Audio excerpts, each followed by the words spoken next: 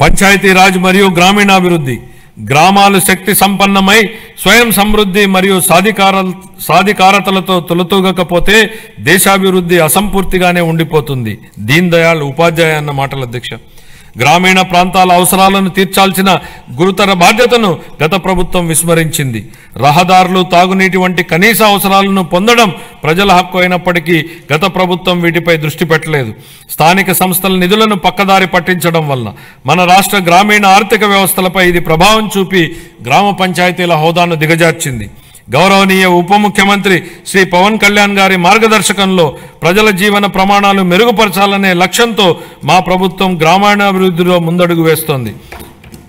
ప్రజల చురుకైన భాగస్వామ్యంతో మా ప్రభుత్వం సమగ్ర గ్రామ పంచాయతీ అభివృద్ధి ప్రణాళికలను రూపొందించి గ్రామాలలో సిమెంట్ రోడ్లు, తార్ రోడ్లు, పశువుల పాకలు తదితర 30,000 పనులకు మంజూరు చేయడం జరిగింది. 4,300 కిలోమీటర్ల మేరకు మంజూరైన సీసీ రోడ్లలో ఇప్పటికే 3,000 కిలోమీటర్ల రోడ్లు పూర్తయ్యాయి. మరో 1,300 కిలోమీటర్ల మేర రోడ్లు తుది నిర్మాణ దశలో ఉన్నాయి.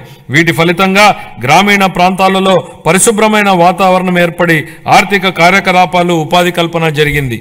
గత ప్రభుత్వం 5 ఏళ్లుగా స్మార్ట్ ఎల్ఈడి వీధి దీపాల పథకాన్ని పూర్తిగా నిర్లక్ష్యం చేసింది.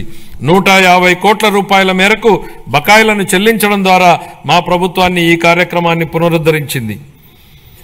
కేంద్ర ప్రభుత్వం జల్ జీవన్ మిషన్ను ఆగస్టు 15, 2019లో ప్రారంభించినప్పటి నుండి 2024-25 వరకు 13,499 కోట్ల రూపాయలను కేంద్ర ప్రభుత్వం కేటాయించినప్పటికీ గత ప్రభుత్వం మన రాష్ట్రాన్ని సకాలంలో విడుదల చేయకపోవడం వలన కేవలం 2,255 కోట్ల రూపాయలను మాత్రమే వినియోగించుకోగలిగింది.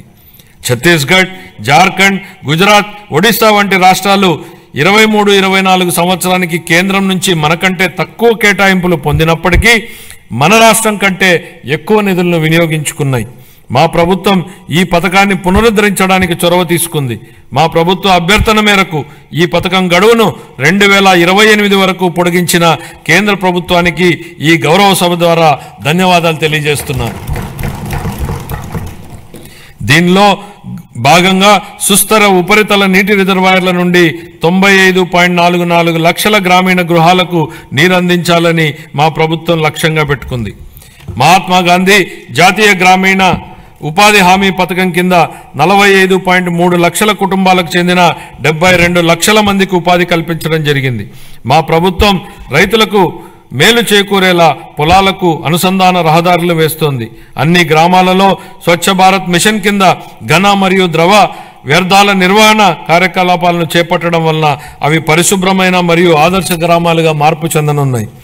గ్రామీణ ప్రాంతాల్లో మౌలిక వసతులు, రోడ్ల నిర్మాణం విషయంలో గత ప్రభుత్వాల నిర్లక్ష్యాల వలన భయంకరమైన భరింపశక్యంగాని వారసత్వం మా ప్రభుత్వానికి వచ్చింది అధ్యక్ష. పల్లెల్లో ఎక్కడ చూసినా గుంతలమైన రోడ్లే కనిపించాయి. వంతెనలు లేక కనెక్టివిటీ లేని గ్రామాలకు అనుసంధానం ఏర్పడుతున్న ఈ రోజుల్లో రోడ్లు సరిగా లేక గ్రామాలకు అనుసంధానం లేని పరిస్థితి గత ప్రభుత్వంలో ఏర్పడింది. ప్రధానమంత్రి గ్రామీణ సడక్ యోజన, ఆంధ్రప్రదేశ్ గ్రామీణ రహదారుల అనుసంధాన మరియు ప్రాజెక్టు మరియు జాతీయ వ్యవసాయ మరియు గ్రామీణాభివృద్ధి బ్యాంకు నిధుల కింద ఈ రోడ్లను అభివృద్ధి చేసే ప్రయత్నాలను ప్రారంభించాం. అన్ని వాతావరణ పరిస్థితులను తట్టుకోగలిగే రహదారులను నిర్మించి అనుసంధానతను కల్పించే దిశగా PM జన్మన్ పథకం మన రాష్ట్రంలో అమలు చేయబడుతోంది.